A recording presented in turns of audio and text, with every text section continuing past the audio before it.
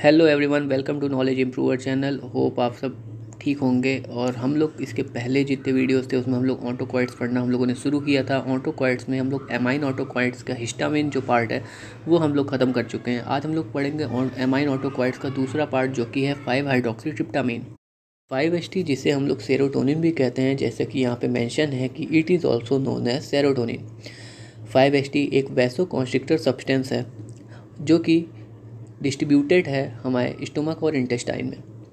ये 90% आपका स्टोमक और इंटेस्टाइन में पाया जाता है और 10% आपका प्लेटलेट्स एंड ब्रेन में पाया जाता है। स्टोमक और इंटेस्टाइन में आपका एंटेरोक्रोमोफिन सेल्स होती हैं। 5-HT उसी में पाया जाता है। जैसा कि मेंशन भी है, about 90% of the 5-HT found in enterochromaffin cells of stomach and intestine and about 10% of 5-HT found in platelets and brain. 5-HT जो है वो प्लांट और एनिमल्स में भी पाए जाते हैं। जैसा कि यहाँ पे मेंशन है कि 5-HT also found in plants and animal. Plants की अगर हम बात करें तो banana, pea, pineapple, tomato, stinging needle. और एनिमल्स की अगर हम बात करें तो wasp, scorpion sting and invertebrates में 5-HT पाए जाते हैं। अब हम लोग आगे पढ़ेंगे कैसे आपका 5-HT की सिंथेसिस होता है और कैसे 5-HT का डिग्रेडेशन होता है। इसलिए हम लोग नेक्स्ट हेडिंग की तरफ मूव करेंगे जो कि है synthesis and degradation of 5-HT। सबसे पहले हम लोग डिस्कस करेंगे कि 5-HT का सिंथेसिस किस तरह से होगा। तो उसमें हम लोग देखते हैं कि सबसे पहले आपका ट्रिप्टोफान हाइड्रोक्सिलेज एंजाइम के प्रेजेंस में 5-हाइड्रोक्सी ट्रिप्टोफान की सिंथेसिस करता है। 5-हाइड्रोक्सी ट्रिप्टोफान आपका फर्दर डीकार्बोक्सिलेज एंजाइम के प्रेजेंस में 5-हाइड्रोक्सी ट्रिप्टामिन फॉर्म करता है। यहाँ पे आप देखोगे कि 5-HT की सिंथेसिस हो चुकी है। अगर हम फर्दर 5-HT की डिग्रेडेशन की बात करते हैं तो 5-HT 5-हाइड्रोक्सीट्रिप्टामाइन जो कि आपका डीहाइड्रोजिनेज एंजाइम के प्रेजेंस में 5-हाइड्रोक्सीट्रिप्टोफॉल का फॉर्मेशन करता है। ये आपका पहला तरीका है जिसमें आपका 5-HT डिग्रेड होता है आपका डीहाइड्रोजिनेज एंजाइम के प्रेजेंस में। दूसरा तरीका ये है कि 5-HT जो है वो MAO मोनोअमाइन ऑक्सीडेज एंजाइम के प्रेजेंस में 5-हाइड्रोक्सी इंडोल एस्टिक एसिड का फॉर्मेशन करता है। तो ये आपके दो तरीके हो गए कि किस प्रकार से आपका 5-HT जो है वो डिग्रेडेशन करता है। फर्दर हम लोग को आगे बढ़ने से पहले हमको कुछ पॉइंट डिस्कस करने पड़ेंगे जो कि KD त्रिपाठी रेफरेंस बुक में मेंशन है।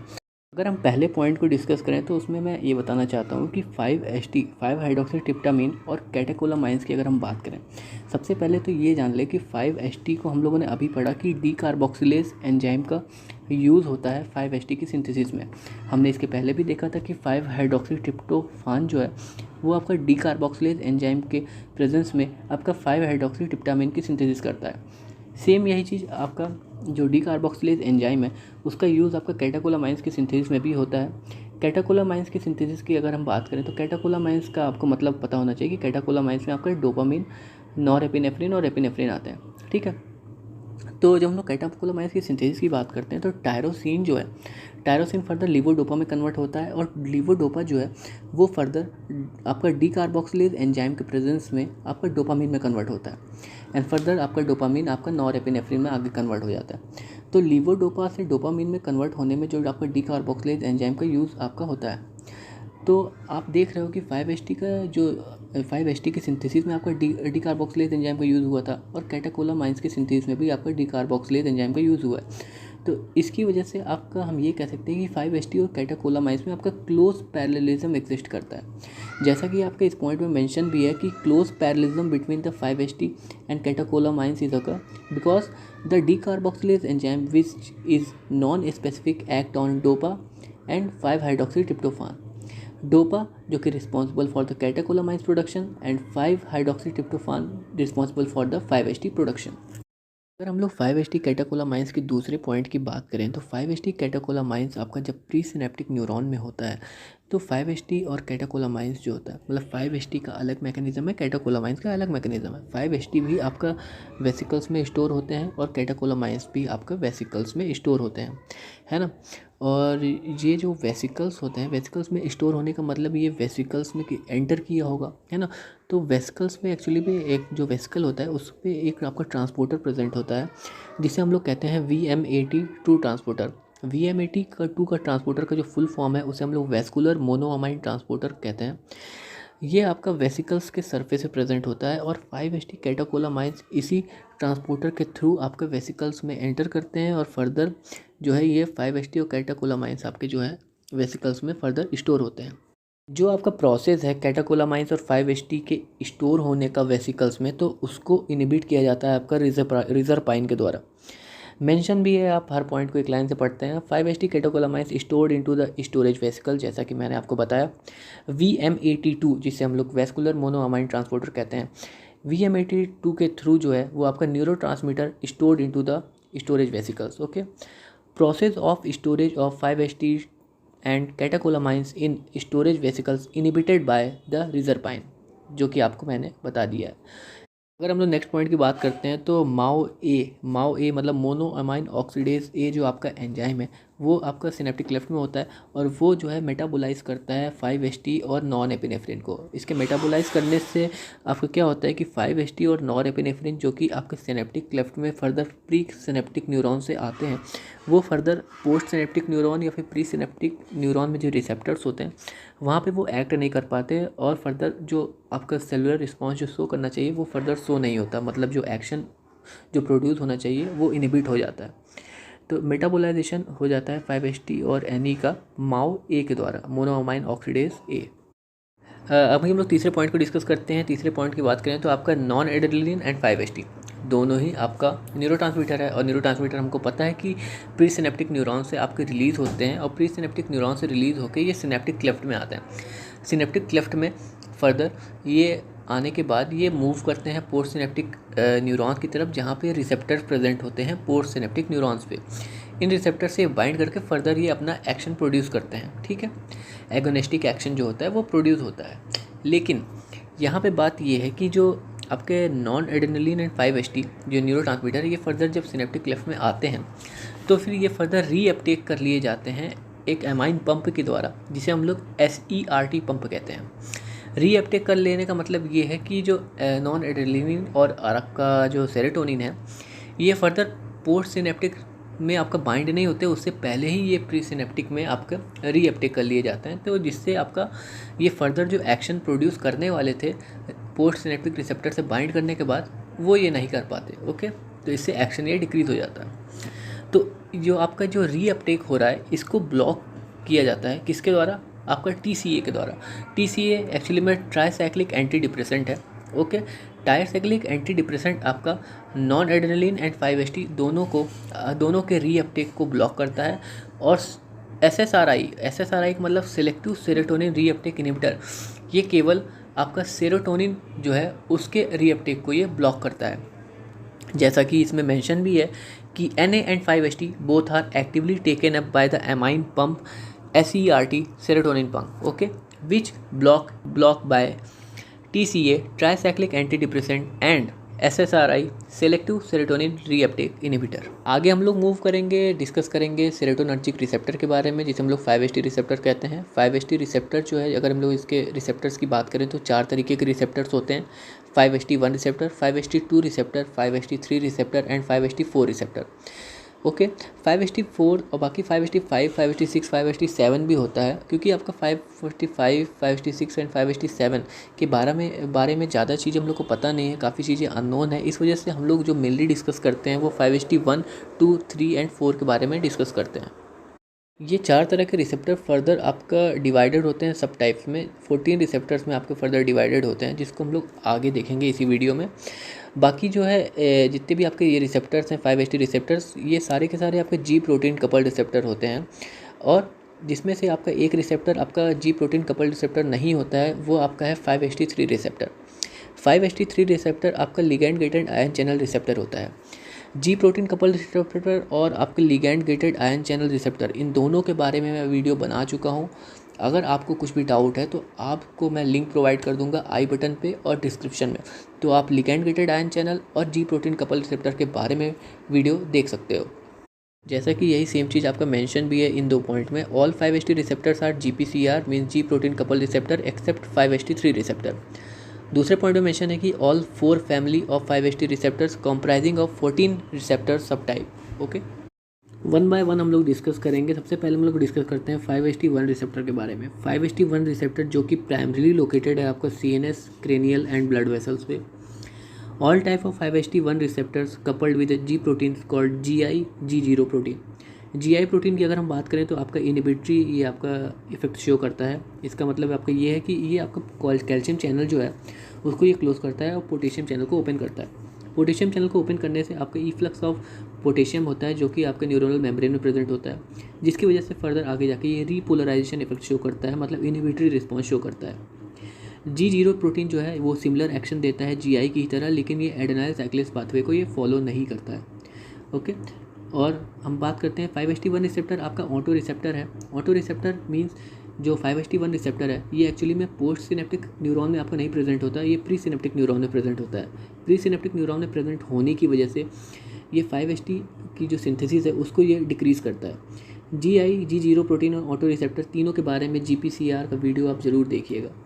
जैसा कि मैंने ऊपर बताया था कि 5-HT रिसेप्टर जो है वो कई सब टाइप में डिवाइडेड है, तो इसी तरह आपका 5-HT1 रिसेप्टर जो है वो 3 सब टाइप में डिवाइडेड है। 5-HT1A receptor, 5-HT1D receptor and 5-HT1B1D receptor. सबसे पहले हम लोग डिस्कस करेंगे 5-HT1 रिसेप्टर के बारे में। 5-HT1 रिसेप्टर का जो लोकेशन है वो एक्चुअली में raphe nuclei of brain stem में पाया जाता है और हिप्पोकैम्पस में पाया जाता है। Raphe nuclei of brain stem जो होता है वो एक्चुअली में प्राइमरी लोकेशन है ब्रेन की, जहाँ पे आपका न्यूरोट्रांसमीटर सेरोटोनिन आपका प्रोड्यूस होता है। हिप्पोकैम्पस की बात करें तो हिप्पोकैम्पस आपका बहुत ही इंपॉर्टेंट रोल प्ले करता है लर्निंग और मेमोरी में। ओके, अगर हम लोग 5-HT1A रिसेप्टर के एगोनिस्ट की बात करें तो बस्पिरॉन एक आपका एंटी एंजाइटी ड्रग है, वो आपका पार्शियल एगोनिस्ट की तरह आपका 5-HT1A रिसेप्टर पे एक्ट करता है। सब 5 पार्शियल एगोनिस्ट का मतलब ये है कि आपका ये फर्दर सब मैक्सिमल रिस्पॉन्स ये शो करता है। पूरी तरह से ये आपका फुल आपका जो रिस्पॉन्स होता है वो नहीं शो करता, लेकिन उसका हाफ रिस्पॉन्स शो करता है, इसीलिए हम लोग इसको कहते हैं पार्शियल एगोनिस्ट। अब हम लोग डिस्कस करते हैं 5-HT1 रिसेप्टर का सेकंड सब टाइप जो कि है आपका 5-HT1D रिसेप्टर, जो कि आपका प्राइमरी लोकेटेड है आपका डोपामिनर्जिक न्यूरॉन के सबस्टेंशियल नायग्रा बेसल गैंग्लिया पे। ये आपका रेगुलेट करता है आपका डोपामिनर्जिक टोन को। और तीसरे सब टाइप के बारे में डिस्कस करते हैं जो कि आपका इम्पॉर्टेंट भी है, 5-HT1B1D रिसेप्टर। ये आपका लोकेटेड है आपका ब्लड वेसल्स, आपके ब्रेन के ब्लड वेसल्स पे आपका लोकेटेड होता है। और 5-HT1B1D रिसेप्टर पे जो एगोनिस्टिक की तरह एक्ट करता है वो आपका सुमिट्रिप्टन्स है। सुमिट्रिप्टन्स आपका एक एंटी माइग्रेन ड्रग है। ओके, माइग्रेन अगर हम एक कंडीशन बताएं तो माइग्रेन में क्या होता है कि डायलेशन आपका होता है, जो आपका आर्टरीज प्रेजेंट होती हैं आउटसाइड ऑफ ब्रेन में, तो उसमें डायलेशन होता है और डायलेशन की वजह से आपका माइग्रेन वाली प्रॉब्लम होती है। तो यहाँ पे जो सुमिट्रिप्टन है ये एक्चुअली में आपका जो ब्लड वेसल्स आपके प्रेजेंस है ब्रेन में, तो उसको ये कॉन्स्ट्रिक्ट करता है और फर्दर माइग्रेन की प्रॉब्लम से ये रिलीफ दिलाता है। तो सुमिट्रिप्टन एक एंटी माइग्रेन ड्रग है, हमको ये याद रखना है कि सुमिट्रिप्टन एक एंटी माइग्रेन ड्रग है जो कि आपका एगोनिस्ट की तरह, सेलेक्टिव एगोनिस्ट की तरह एक्ट करता है 5-HT1B1D रिसेप्टर पे। अब हम लोग डिस्कस करेंगे 5-HT रिसेप्टर का सेकेंड टाइप जो कि है आपका 5-HT2 रिसेप्टर, जो कि आपका प्राइमरीली लोकेटेड है आपका प्लेटलेट एंड स्मूथ मसल्स में। नेक्स्ट पॉइंट हम लोग डिस्कस करते हैं जिसमें लिखा हुआ है कि all the sub types of 5-HT2 receptors coupled with GQ protein of G protein coupled receptor. मतलब ये है कि 5-HT2 रिसेप्टर्स जो होते हैं उसमें आपका G प्रोटीन कपल्ड रिसेप्टर पाया जाता है, और जिसमें आपका जो प्रोटीन होती है वो आपका GQ प्रोटीन होती है। GQ प्रोटीन का मतलब ये है, इसका मतलब है कि IP3DAG पाथवे ये फॉलो करेगा। GQ प्रोटीन वैसे मैं डिस्कस कर चुका हूँ GPCR वाले वीडियो में, तो आपसे रिक्वेस्ट है कि आप देख लेना। यहाँ मैं हल्का फुल्का बता देता हूँ कि GQ प्रोटीन में आपका क्या होता है कि फॉस्फोलाइपेज C का एक्टिवेशन होता है, जिसकी वजह से ये हाइड्रोलाइज होकर फर्दर ये PIP2 में कन्वर्ट होता है। PIP2 से ये फर्दर 2 पाथवे बनते हैं जिसमें आपका IP3 and DAG। IP3 pathway और DAG पाथवे दोनों ही आपके कैल्शियम को इंक्रीज़ करते हैं और फर्दर ये एक्टिवेट करता है फॉस्फोराइलेटेड प्रोटीन काइनेज को, जो कि फर्दर आपके सेलुलर रिस्पॉन्स को ये शो करता है। अब हम लोग डिस्कस करते हैं 5-HT2 रिसेप्टर के सब टाइप्स के बारे में, जो कि आपका 5-HT2 रिसेप्टर के 2 सब टाइप हैं। पहला आपका है 5-HT2A रिसेप्टर और दूसरा है आपका 5-HT2C रिसेप्टर।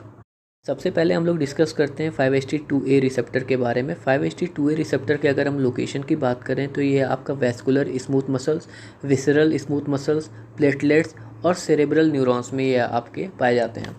अगर हम इसके एक्शन की बात करें तो 5-HT जब 5-HT2A रिसेप्टर से बाइंड करता है तो फिर आखिर ये कौन से एक्शन प्रोड्यूस करता है, तो 5-HT जब 5-HT2A रिसेप्टर से बाइंड करता है तो फिर ये आपका कॉन्स्ट्रिक्शन एक्शन मोस्टली प्रोड्यूस करता है। कॉन्स्ट्रिक्शन मतलब ये आपका वैसो कॉन्स्ट्रिक्शन एक्शन प्रोड्यूस करता है, इंटेस्टाइनल कॉन्स्ट्रिक्शन प्रोड्यूस करता है, ब्रोंकियल कॉन्स्ट्रिक्शन प्रोड्यूस करता है और आपका यूटेरिन कॉन्स्ट्रिक्शन ये प्रोड्यूस करता है। एक और ये एक्शन प्रोड्यूस करता है जिसको हम लोग कहते हैं प्लेटलेट एग्रीगेशन। प्लेटलेट एग्रीगेशन को ये बढ़ाता है, मतलब जब आपका 5HT2A रिसेप्टर से बाइंड करता है तो फिर आपका प्लेटलेट एग्रीगेशन आपका इंक्रीज़ होता है।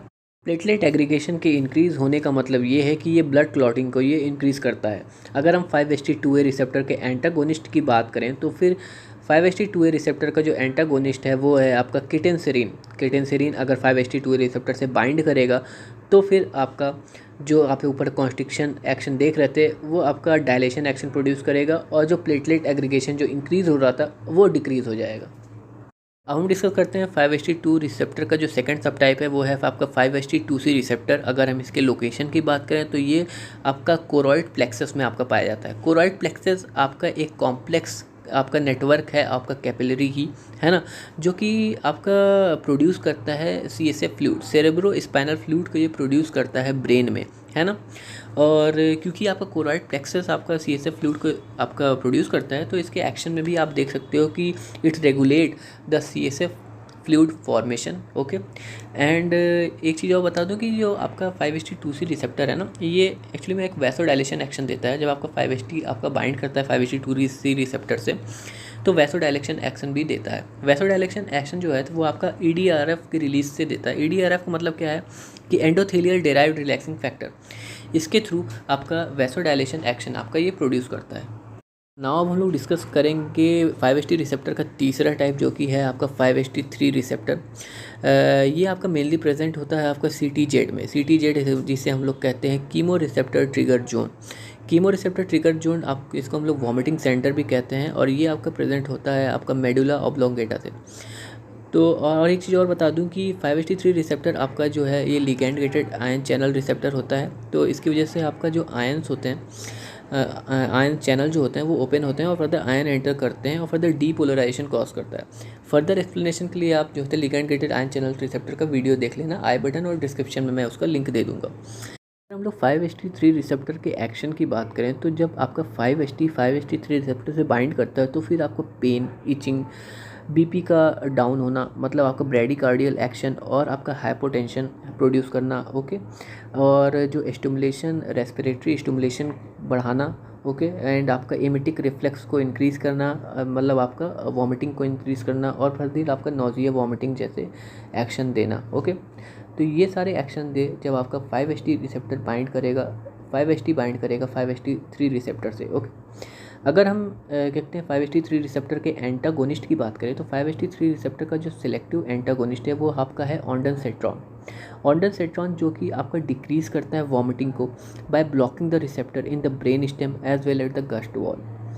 डिक्रीज़ इसलिए कर रहा है क्योंकि आपको पता है कि 5HT जब 5HT3 रिसेप्टर से बाइंड कर रहा है तो फिर आप देख रहे हो यहाँ पे कि एमिटिक रिफ्लेक्स को ये बढ़ा रहा है, एमिटिक रिफ्लेक्स को ये बढ़ा रहा है। ठीक है, तो इसकी वजह से आपका वॉमिटिंग बढ़ रहा था क्योंकि ये आपका इसका जस्ट अपोजिट एक्शन कर रहा है, एंटागोनिस्ट है। इस वजह से ऑन्डनसेट्रॉन आपका वॉमिटिंग को डिक्रीज़ करेगा। वॉमिटिंग को ही इसलिए ज़्यादा प्रेफरेंस दी जा रही है क्योंकि आपका ये मेनली प्रेजेंट होता है आपका CTZ एक्चुअली में वॉमिटिंग सेंटर है, एंड वॉमिटिंग सेंटर आपका प्रेजेंट होता है मेडुला ऑब्लोंगेटा में। ये तो हम लोगों ने बात कर ली कि 5HT3 का सिलेक्टिव एंटागोनिस्ट कौन है। अगर हम लोग 5HT3 का सिलेक्टिव एगोनिस्ट की बात करें तो फिर आपका 5HT3 का सिलेक्टिव एगोनिस्ट है 2-मेथाइल 5HT, जो कि आपका वही सिमिलर एक्शन देगा जो कि हम लोगों ने पढ़ा कि BP का फॉल होना, रेस्पिरेशन को स्टिमुलेट करना, इमिटिक रिफ्लेक्स करना, और आपका वॉमिटिंग को इंड्यूस करना, नोजिया को इंड्यूस करना। तो ये सारे एक्शन जो है आपका देगा 2-मेथाइल 5HT जब आपका 5HT3 रिसेप्टर से बाइंड करेगा। नाउ हम लोग डिस्कस करेंगे फोर्थ टाइप जो कि आपका 5HT रिसेप्टर का है, वो है आपका 5HT4 रिसेप्टर। 5HT4 रिसेप्टर के अगर हम लोकेशन की बात करें तो ये आपका GIT में पाया जाता है और आपका CNS में पाया जाता है, जो कि हम लोग कहेंगे ब्रेन में पाया जाता है। ओके, 5HT4 रिसेप्टर जो होता है उसमें आपका GPCR प्रोटीन होता है। पहली बात बता लें, G प्रोटीन कपल रिसेप्टर होता है। इसकी प्रोटीन की बात करें तो GS प्रोटीन होता है, जैसा कि इसमें लिखा भी हुआ है कि 5HT4 receptor coupled to GS protein of GPCR। Okay, अगर हम इसकी बात करें तो इसकी लोकेशन कहाँ कहाँ पे होती है, तो ये आपका म्यूकोसा में पाया जाता है। एग्जैक्ट लोकेशन की बात कर रहा हूँ तो 5HT4 रिसेप्टर आपका म्यूकोसा में पाया जाता है, आपका प्लेक्सस में पाया जाता है, स्मूथ मसल्स ऑफ गट में पाया जाता है, और आपका मैंने ऊपर बताया था ना कि ये आपका CNS में पाया जाता है। तो CNS में आपका ये हिप्पोकैम्पस एरिया में पाया जाता है। हिप्पोकैम्पस एरिया आपका ब्रेन का होता है। ठीक है, एक चीज़ मैं बता दूं कि जीएस प्रोटीन जो होता है उसमें आपका एडेनाइल साइक्लेज का एक्टिवेशन होता है, फर्दर आपका प्रोटीन काइनेज फॉर्म होता है और फिर आपका डीपोलराइजेशन एक्शन शो होता है। लेकिन जब हम बात करते हैं कि हिप्पोकैम्पस की बात करते हैं जो कि आपका ब्रेन में होता है, यहाँ पे जो आपका 5-HT4 रिसेप्टर होता है ये एक्चुअली में प्रॉपर डीपोलराइजेशन नहीं शो करता है, ये एक्चुअली में स्लो डीपोलराइजेशन शो करता है। उसके पीछे रीज़न ये है कि जो पोटेशियम का जो कंडक्टेंस है वो एक्चुअली में डिक्रीज हो जाता है, इस वजह से ये स्लो डीपोलराइजेशन ये शो करता है। ओके, नेक्स्ट पॉइंट की अगर हम बात करें तो 5-HT4 रिसेप्टर का जो एक्शन होगा, अगर 5-HT बाइंड करता है 5-HT4 रिसेप्टर से तो फिर आपका इंटेस्टाइनल सिक्रीशन होगा, पेरिस्टाल्सिस मूवमेंट होगा। पेरिस्टाल्सिस मूवमेंट का अगर एक चीज़ मैं बता दूं कि पेरिस्टाल्सिस मूवमेंट जो होता है वो एक्चुअली में इंक्रीज़ होता है। पेरिस्टाल्सिस मूवमेंट आपका इंक्रीज़ हो जाता है क्योंकि जो लोअर इसोफेजियल इंस्पेक्टर होता है ना वो कॉन्ट्रैक्ट होता है, तो इस वजह से पेरिस्टाल्सिस मूवमेंट आपका इंक्रीज़ होता है और प्लस इंटेस्टाइनल सिक्रीशन हो रहा है। ठीक है, अगर हम लोग 5-HT4 के एगोनिस्ट की बात करते हैं तो एगोनिस्ट मतलब बाइंड करने के बाद जो फुल एक्शन प्रोड्यूस करेगा 5-HT4 का तो आपका होगा सीजाप्राइड और रेनेजाप्राइड। रेंजाप्राइड एंड सीजाप्राइड आपका एगोनिस्ट है 5-HT4 रिसेप्टर के। ओके, सेलेक्टिव 5-HT4 एगोनिस्ट हैं। ओके, याद रखिएगा, इसे हम लोग प्रोकाइनेटिक ड्रग भी कहते हैं। इसके आगे हम लोग डिस्कस करते हैं जो 5-HT के और भी रिसेप्टर हैं, लेकिन उसके बारे में हम लोग को ज़्यादा कुछ पता नहीं है, उसको मैंने एक ही जगह पर रख दिया है जो कि है आपका 5-HT5 रिसेप्टर, 5-HT6 रिसेप्टर और 5-HT7 रिसेप्टर। ये आपके 3 रिसेप्टर हैं। इसकी हम बात करें तो ये आपका मेनली लोकेटेड है आपका ब्रेन के एरिया में ये लोकेटेड है। इनके फंक्शंस हमें ज़्यादा कुछ पता है नहीं कि इसके फंक्शंस आखिर हैं क्या। क्लोजापिन जो है इतना पता है कि क्लोजापिन जो है वो आपका 5-HT6 और 5-HT7 पे ये आपका हाई एफिनिटी ये शो करता है। क्लोजापिन जो कि आपका 5-HT2A 2C आपका एंटागोनिस्ट है। ओके, लास्ट में जो हम लोग सबसे इंपॉर्टेंट चीज़ डिस्कस करेंगे वो होगा आपका एगोनिस्ट और एंटागोनिस्ट। जो अलग अलग 5-HT रिसेप्टर्स हम लोगों ने पढ़े है ना, उसके सब टाइप्स में जो आपके एगोनिस्ट एंटागोनिस्ट ऐड कर रहे थे उसको हम लोग डिस्कस करेंगे यहाँ पे, जो कि हम लोग डिस्कस कर चुके हैं, लेकिन उसको मैंने एक चार्ट फॉर्म में कन्वर्ट कर दिया है जिससे आपको याद करने में थोड़ा ईजी होगा। देखते हैं हम लोग 5-HT में आप देख रहे हो कि इधर एगोनिस्ट है और इधर एंटागोनिस्ट। एगोनिस्ट की बात करें तो आपके 3 रिसेप्टर्स आपके 5-HT1 receptor, 5-HT3 receptor and 5-HT4 receptor. 5-HT1 receptor का जो सब टाइप था इसमें आपका 5-HT1A receptor and 5-HT1B and 1D receptor. 5-HT1A receptor का जो एगोनिस्ट है वो आपका है आपका बस्पिरॉन एक एंटी एंजाइटी ड्रग है, ये चीज़ हम लोग डिस्कस कर चुके हैं। 5-HT1B 1D रिसेप्टर जो है उसका जो एगोनिस्ट की अगर हम बात करें तो आपका वो है आपका सुमाट्रिप्टन जो कि आपका एंटी माइग्रेन ड्रग है। 5-HT3 रिसेप्टर के एगोनिस्ट की हम बात करें तो फिर आपका वो है 2-मेथाइल 5-HT। 5-HT4 रिसेप्टर का एगोनिस्ट की अगर हम बात करें तो वो आपका है सीजाप्राइड, रेनेजाप्राइड एंड मेटोक्लोप्रामाइड। ओके, अब हम लोग डिस्कस करते हैं एंटागोनिस्ट के बारे में। तो 5-HT2A रिसेप्टर का जो एंटागोनिस्ट है वो आपका है किटेंसेरिन एंड साइप्रोहेपेटिडिन। किटेंसेरिन आपका एक एंटी हाइपरटेंसिव ड्रग है। 5-HT2A 2C की बात कर लें, 5-HT2A 2C रिसेप्टर का जो एंटागोनिस्ट है वो आपका है clozapine and मेथाइलसर्जाइड। And 5-HT3 receptor का जो हम लोगों ने एंटागोनिस्ट पढ़ा था वो आपका था ऑन्डनसेट्रॉन और उसी की फैमिली का ग्रेनिसेट्रॉन। ओके, तो इस तरीके से हम लोगों ने डिस्कस किया 5-HT, उसकी सिंथेसिस, उसकी डिग्रेडेशन और कुछ पॉइंट्स जो कि रेफरेंस बुक में मेंशन है जो कि आसानी से समझ में नहीं आते, लेकिन उसको मैंने इजी वे में बताने की कोशिश की। और 5-HT रिसेप्टर्स के बारे में भी हमने डिस्कस किया। अब हम लोग डिस्कस करेंगे आगे कुछ और भी टॉपिक्स हैं आपके 5-HT से रिलेटेड जो कि आपके बुक्स में मेंशन है, उसको हम लोग डिटेल में समझेंगे, कोई भी चीज़ नहीं छोड़ेंगे। ओके, बाकी आपसे रिक्वेस्ट है कि अगर आपको वीडियो अच्छा हो तो लाइक कर देना, बाकी कमेंट करना, अगर कोई सजेशन हो तो कमेंट करिए और प्लीज़ चैनल को सब्सक्राइब कर दीजिए। ओके, बाकी मिलते हैं हम लोग नेक्स्ट वीडियो में। Okay, bye.